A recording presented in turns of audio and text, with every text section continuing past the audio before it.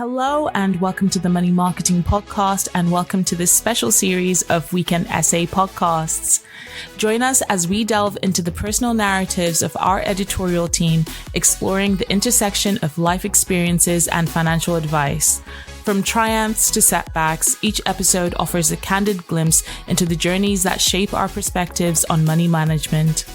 Get ready to uncover the human side of finance as we share our stories, insights, and lessons learned along the way. Welcome to the Weekend Essays on the Money Marketing Podcast. I've always got a DIY project going on at home, so I'm a bit of a nerd when it comes to paint. There's a textured paint that looks like stone, which I bought a while back to revamp my fireplace. This paint is fantastic, but pretty expensive. So when the company I ordered it from threw in the recommended natural bristle brush as a freebie, I was happy. But when the paint arrived, there was no brush. Thinking it had been overlooked, I called the firm. I got through to one of the business owners who told me they'd run out. Fair enough, but it would have been nice to have been told. A simple out of stock on the dispatch note would have done. The free brush offer was also still listed on the website, but when I pointed this out to the owner, she became defensive. This was just a small family-run business, I was told. The technology used to run the website couldn't update these things automatically, and they couldn't afford an upgrade. They didn't have the time to update these things manually either. I love small businesses, and I understand they don't have it easy, but all this put me off as a customer.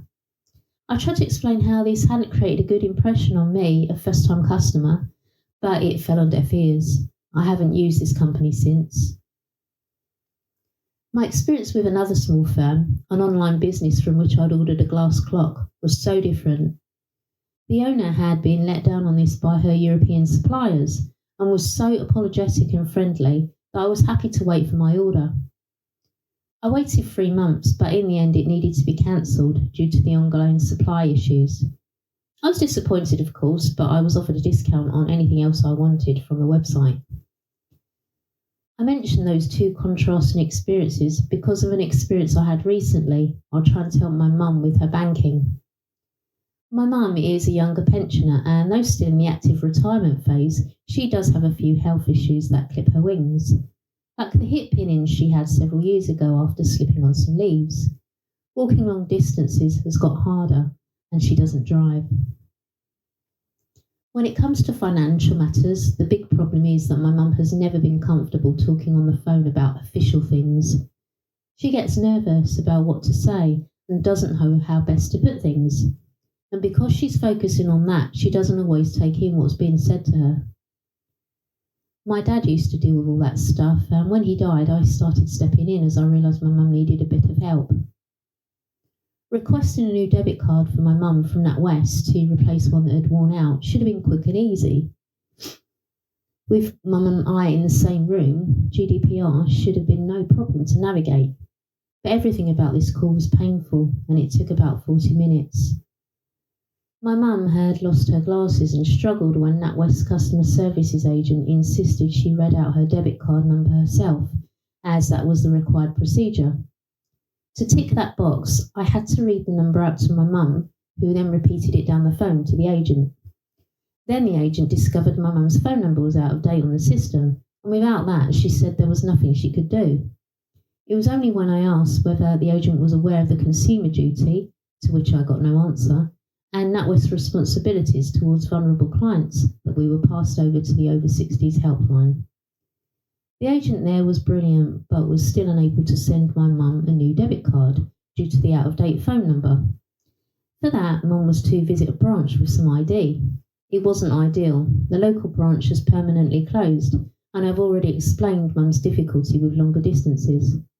Mum will potentially be left without access to cash because her debit card was unreliable, but at least we knew what to do. When I got home, I decided to tell NatWest what had happened in an email. I was worried how my mum would have fared if she hadn't had someone with financial services knowledge to speak up and get transferred to the over 60s helpline. At this point, I have to give credit to NatWest. They swiftly apologised and started to investigate. Neil Wainwright, the firm's customer protection manager, was amazing. He spoke to Mum and me to get everything sorted without Mum having to get to a physical branch. NatWest also gave Mum some cash as a goodwill gesture, and if we need anything else, we just need to ask. I told NatWest I was writing about our experience and asked for a response. A spokesman told me its staff are trained to recognise the differing needs of customers, including vulnerabilities that may be present. They have access to supportive guidance on how to help and can refer to the specialist teams we have available to support customers with more complex needs, he said. Customers can also tell the bank about any support they need through Banking My Way, a free service that can be used within its mobile app, online banking, or by speaking to a member of staff. But after listening back to our calls, NatWest acknowledged it let us down. We had several opportunities throughout the discussion to give you both a better experience, including a missed opportunity to hand over the call to Neil's team, the spokesman said. As a result of your email, we have arranged additional training to be given to the colleagues involved. All of us get it wrong sometimes.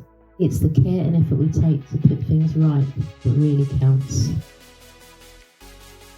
Thank you for joining us on this episode of our Weekend Essay series. We do hope that you enjoyed it. Please do keep up to date with all our new releases via Podbean, Apple Podcasts, Spotify, and everywhere else you get your podcasts from. You can also keep up to date with all our new content published on the Money Marketing website, as well as our print edition Money Marketing magazine, so make sure to subscribe. Follow us on Twitter, LinkedIn, Facebook, Instagram, and Threads. See you next time.